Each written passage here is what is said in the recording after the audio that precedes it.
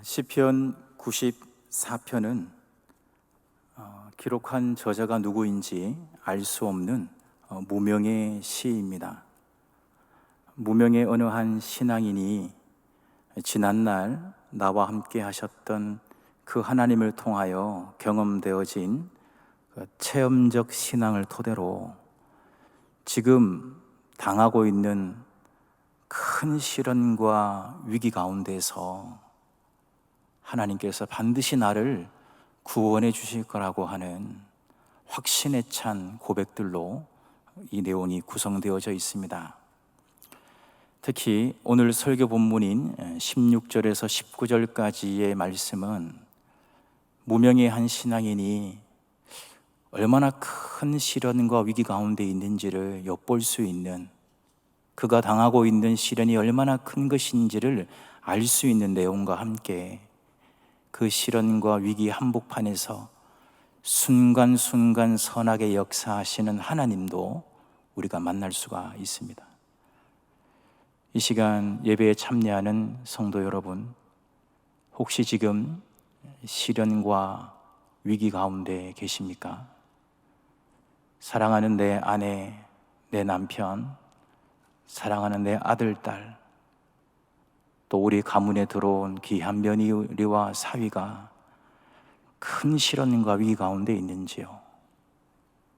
내가 사랑하는 사람, 내가 간절히 기도하는 그 사람이 지금 깊은 수렁에 빠져 있는지요?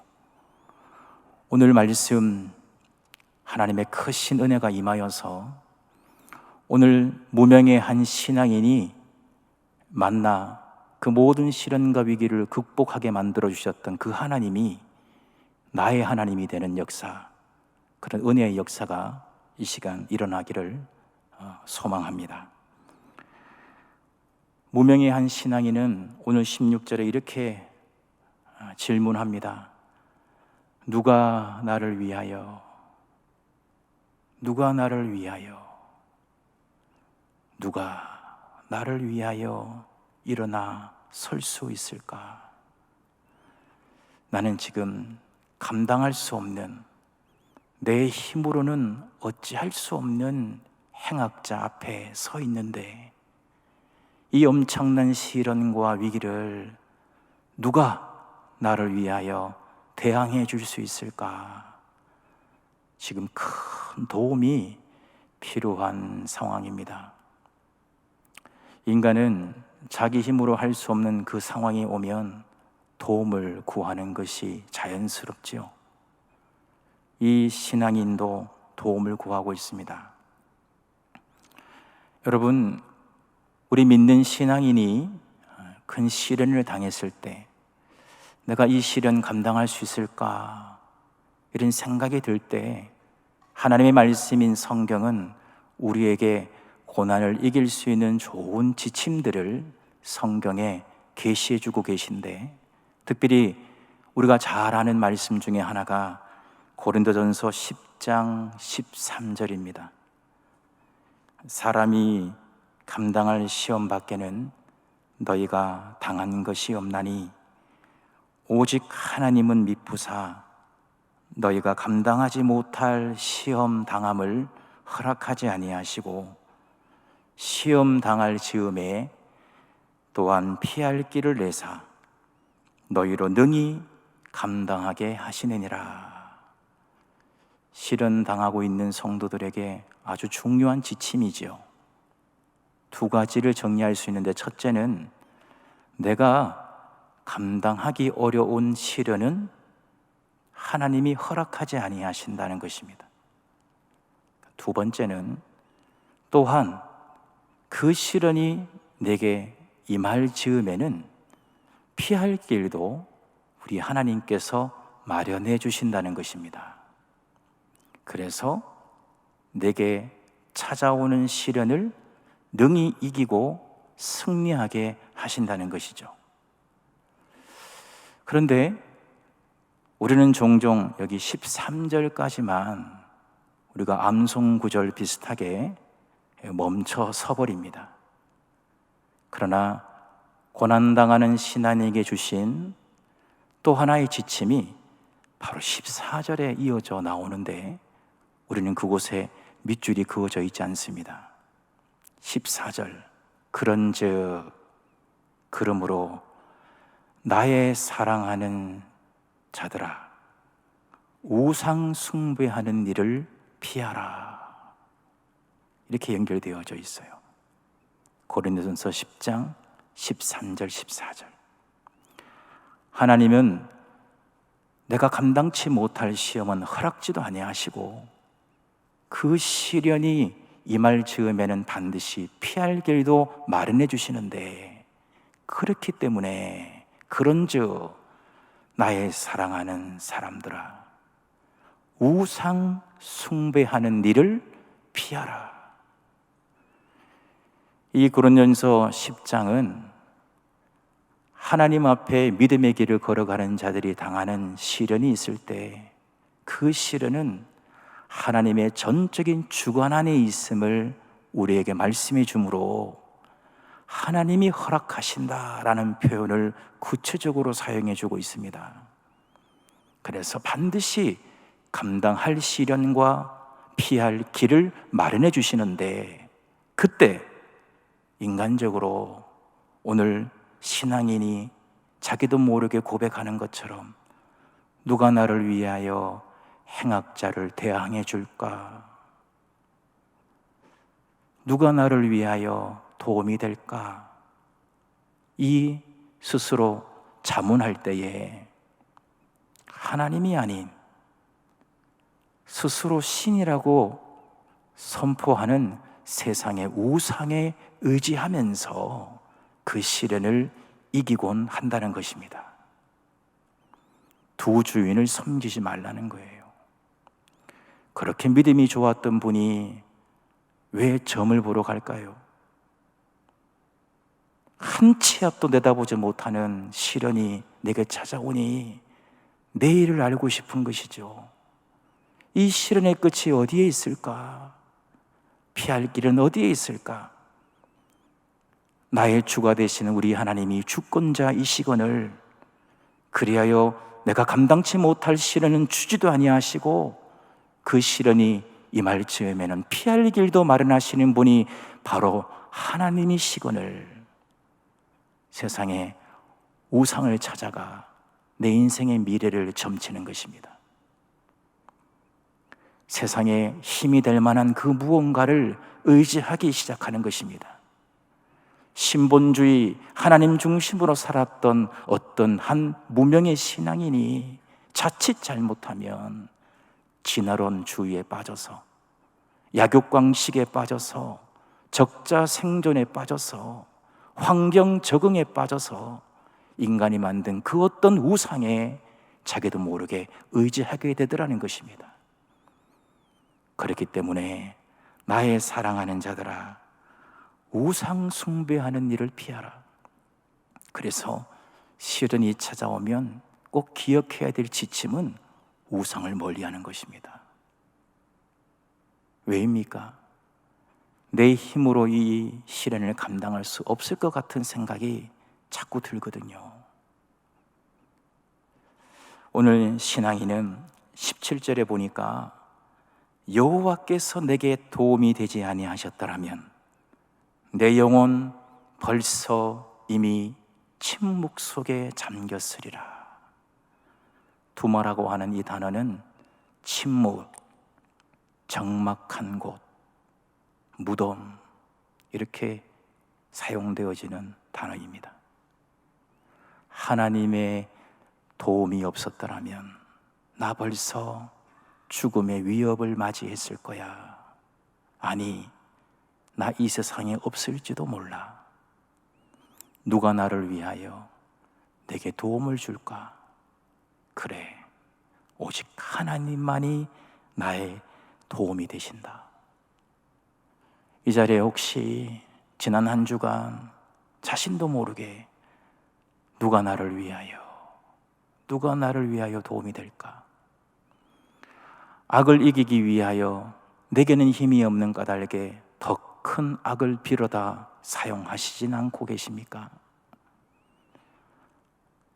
악의 힘이 너무나 세기 때문에 내가 감당할 수 없다는 생각에 더 큰 악을 빌어다가 의지하여 사용하고 있지는 않냐 말입니다. 그러면 나는 더 큰 죄악을 짓는 범죄자가 되는 것이고, 이 세상은 악의 악순환으로 거듭될 뿐입니다. 오직 하나님만이 나의 도움 되심을 믿고 나아갈 수 있기를 소망합니다. 시편 121편 1절 2절에 내가 산을 향하여 눈을 들리라. 나의 도움 어디서 올까? 나의 도움은 천지를 지으신, 이 세상 만물을 지으신 여호와에게서로다. 3절 너를 지키시는 자는 졸지 아니하시리로다. 7절 너를 지켜 모든 환난을 면하게 하시며 또한 내 영혼을 지키시리로다. 오늘 이 시간 말씀을 듣는 성도 여러분, 하나님만이 나의 도움이 되십니다. 우리 인간 눈에 의지할 만한 그 세상의 그 무언가의 힘은 순간순간 나에게 도움이 된다라고 생각될지언정 결론적으로는 무너지는 것입니다. 왜냐하면 다 갈대로 만든 지팡이입니다. 의지할 만하다 생각하여 의지하였지만, 그래서 지팡이로 삼았지만 그 지팡이가 갈대 지팡이예요. 의지하면 의지할수록 쉽게 꺾어 부러질 수밖에 없는 갈대 지팡이란 말입니다. 하나님만이 나의 지팡이가 되시고 나의 도움이 되시는 줄 믿으시기 바랍니다. 고린도전서 10장 13절 감당할 시험만 주시고 또 피할 길도 주시기에 우상 숭배하는 일을 피하라 하셨잖아요. 이 말씀은 고린도전서 10장 32절을 향하여 달려갑니다. 고린도 10장 31절은 너희가 무엇을 먹든지 마시든지 무엇을 하든지 간에 다 하나님의 영광을 위하여 하라. 여기까지가 한 세트로 묶여진 말씀이에요. 우리는 그저 감당할 시련만 주신대, 시련 당할 때 피할 길도 주신대, 이 두 가지 지침만 기억하고 있어요. 그러니 두 마음을 품으며 피할 길을 찾고 있는 것입니다. 시련이 있을 때에 내 생각에 감당치 못할, 내 힘으로 어떻게 할 수 없다는 생각이 들면 들수록 우상 숭배하는 일을 피하며 무엇을 먹든지 마시든지 무엇을 하든지 하나님의 영광을 위하여 하겠노라고 다짐하는 우리가 되어야 할 것입니다. 우리의 시련을 잘 극복하는 것도 중요하지만 그 과정 한 걸음 한 걸음 한 걸음이 하나님의 영광을 위하는 과정이 되어야 할 것입니다. 이 무명의 한 신앙인은 그래서 17절에 내가 보기에 도움이 될 만한 세상의 힘들이 있었지만은 나는 여호와의 도움을 받았다. 여호와께서 내게 도움이 되지 아니하셨더라면 나는 벌써 침묵 속에 적막한 곳에 저 무덤과 같은 죽음 가운데 잠겼으리라. 오늘도 우리가 살아갈 수 있는 놀라운 능력은 오직 하나님께로부터 나오는 것입니다. 오늘 이 예배를 통하여 더욱 하나님을 바라볼 수 있기를 바랍니다. 또 무명의 신앙인은 18절 19절을 통해서 그의 은행 신사를 설명해 주고 있습니다.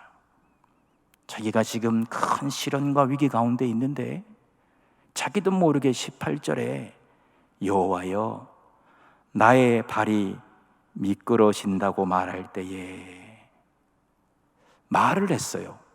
뭐라고 말을 했느냐? 내 발이 미끄러지겠다, 이런 말을 했다는 거예요. 혼잣말이죠. 혼자 말하기를 내 발이 미끄러지겠다. 이러다가 내가 잘못 헛디디는 것은 아닐까? 이러다가 나 행동을 잘못할지도 몰라.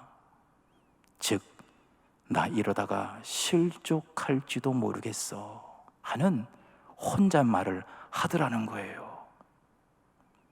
오죽 시련이 힘들었으면 그랬을까요?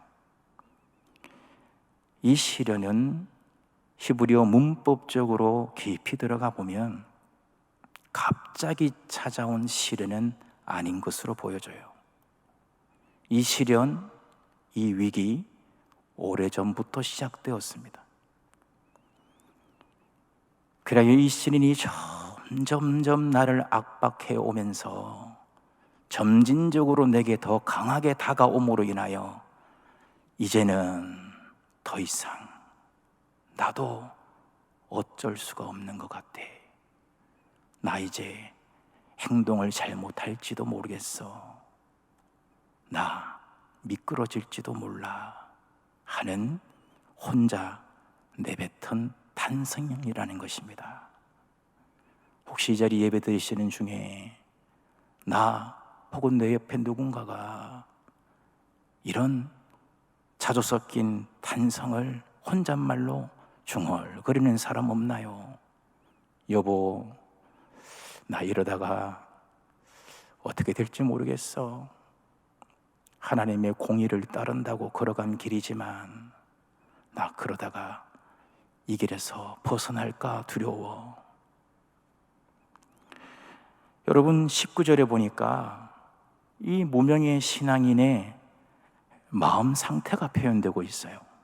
내 속에 근심이 많을 때에, 근심이 많을 때에, 근심으로 가득 찬 상태를 말합니다. 걱정이 태산과 같을 때. 여러분, 잠언 15장 13절에 보면 마음의 근심은 심령을 상하게 하느니라 그랬습니다. 잠언 17장 22절에 보면 심령의 근심은 뼈를 마르게 하느니라 그랬어요. 내 안에 걱정이 태산 같을 때, 그런 근심 걱정들로 내 마음이 사로잡혀 버릴 때 이 심령은 어지러워지는 것입니다. 혼란스러워지는 거예요. 그가 그동안 배운 지식이 아무 소용이 없다 하는 상황이 되어버려요. 남들이 인정하는 그 기술과 그 놀라운 솜씨도 이 걱정 근심으로 뒤덮여버리면 심령이 상하고 뼈가 마르기 때문에 그의 영혼과 그의 육신이 상하기 때문에 온전할 수가 없어요.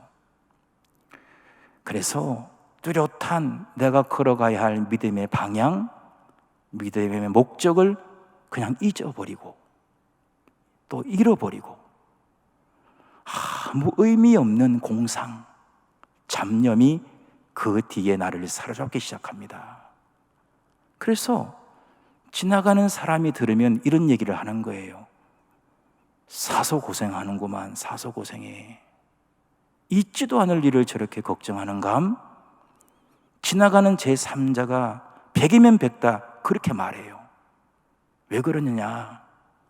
나도 학력이 있고, 나도 사회적인 지위가 있고, 나도 그동안 신앙의 이력을 갖고 있는 사람이지만은 마음에 근심이 가득하여 걱정이 태산처럼 되어버리면 그 영혼이 혼란스러워진다니까요.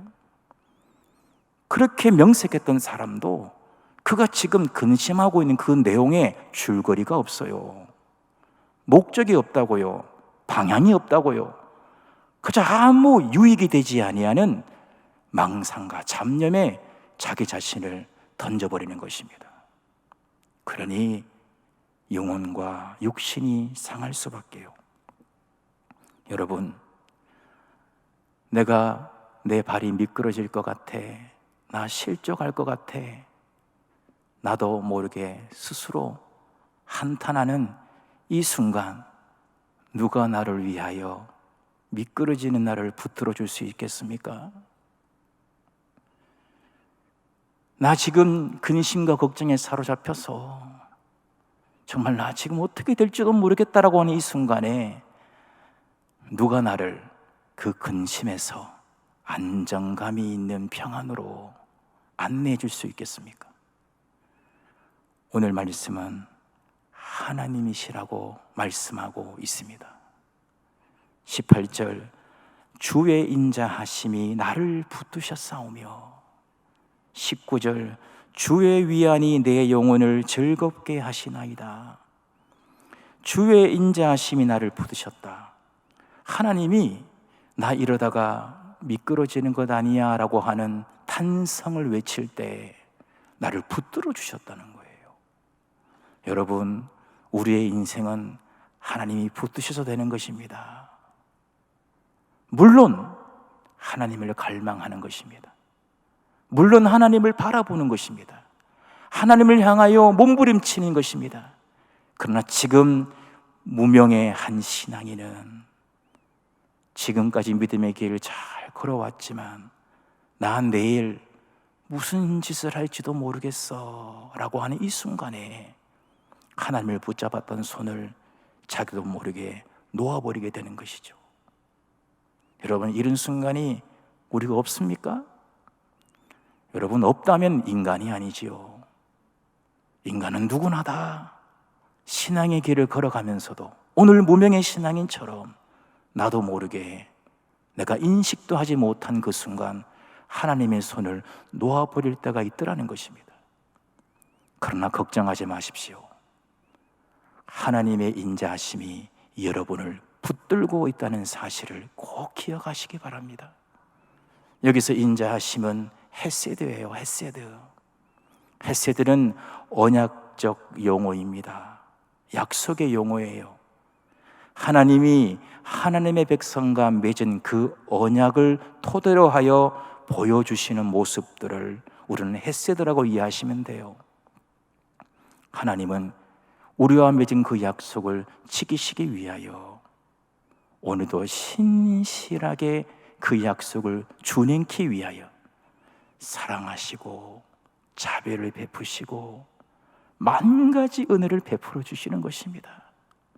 이것이 오늘 번역한 인자하심이 나를 붙들었다는 거예요. 굽어 살피십니다. 하나님은 신실하셔서 그 약속 지키시기 위하여 하나님의 백성, 하나님의 자녀, 하나님의 사람, 너 하나님의 사람아, 내가 너를 붙들고 있다라고 말씀해 주고 있는 것입니다. 여러분, 나 지금 이러다가 미끄러질 것 같아 할 때에 하나님의 붙들어 주시는 역사 이번 주에 꼭 경험할 수 있기를 소망합니다. 주의 위안이 내 영혼을 즐겁게 하시나이다.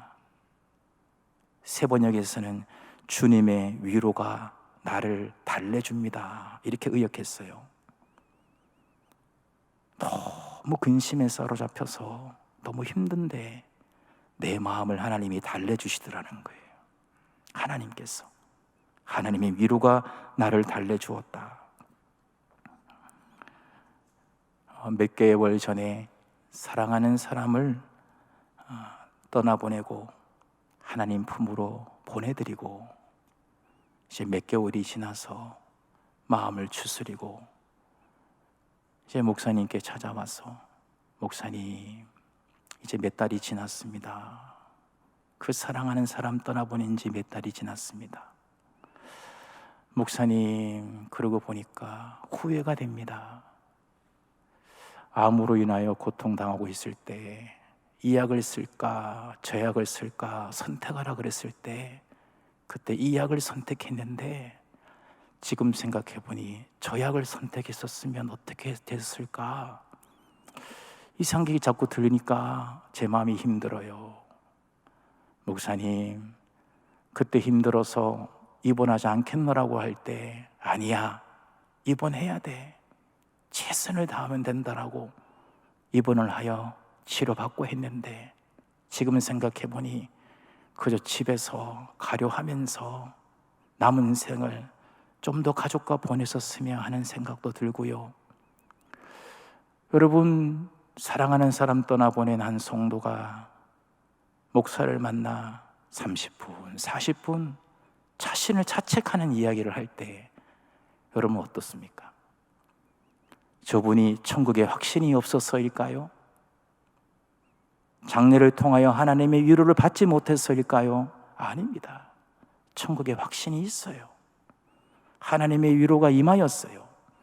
그러나 문득 자신을 자책하는 것을 어떻게 하겠어요? 이것이 인간인 것입니다. 모든 목사가 그러하겠지만 그 순간 무슨 말을 할 재간이 없어요. 그저 들으면서 기도하는 것입니다. 하나님께서 위로해 주세요. 저 고통 중에 자책하는 저 성도의 심령에 상상할 수 없는 근심과 절망에 사로잡혀 있는 저 성도에게 하나님 위로해 주시고 달래주세요. 그런 마음으로 한 30-40분 이야기를 들어드렸어요. 그런데 여러분, 그 다음날 이런 문자가 왔어요. 목사님, 어제 본의 아니게 너무 시간을 많이 뺏어서 죄송해요. 목사님께 제 마음을 마음껏 쏟아 놓아서인지 마치 지난날 친정에 다녀왔을 때처럼 마음이 편해졌어요. 감사합니다. 이런 문자가 왔더라고요. 목사가 능력이 있는 것입니까? 천만의 말씀입니다. 그 순간 온갖 위로를 주시는 하나님이 함께 하신 것입니다. 우리 하나님은 이렇게 위로의 하나님이 되십니다. 이 세상에 그 어떠한 말로 그 근심과 걱정을 털어버릴 수 있단 말입니까? 아닙니다. 될 수가 없어요. 하나님이 임재하시고 하나님 나와 동행하시면서 나에게 말동무가 되어주시고 친구가 되어주셔서 하나님의 그 위로만이 나를 달래주는 것입니다. 시편 86편 62편 8절에 보면 백성들아 시시로 하나님을 의지하고 시시각각 하나님을 의지하고 하나님 앞에 내 마음을 토하라. 하나님은 우리의 피난처시로다. 지금은 참으로 어려운 시대입니다. 하나님의 도움을 구하는, 하나님의 주권을 인정하는 우리의 신앙이 되어야 하겠습니다. 하나님의 그 약속, 신실하신 그 하나님, 오늘도 나를 붙들고 있다는 사실을 믿으시기 바랍니다. 하나님의 위로야말로, 위로의 하나님이야말로 우리를 달래주시고 우리를 슬픔에서 변하여 기쁨으로 초대해 주실 것입니다. 이와 같은 하나님을 이번 한 주 꼭 만나시고 간증할 수 있기를 소망합니다. 하나님 아버지, 참으로 어려운 시대입니다. 누가 나를 위하여 오직 하나님이 도와주시기를 원하고 하나님이 붙들어 주시기를 원하며 하나님의 위로가 우리를 달래주는 역사, 그래 하나님의 주권과 하나님의 약속과 하나님의 동행의 믿음의 삶을 경주하도록 인도하여 주옵소서. 우리 주님 예수 그리스도 이름으로 기도드립니다. 아멘.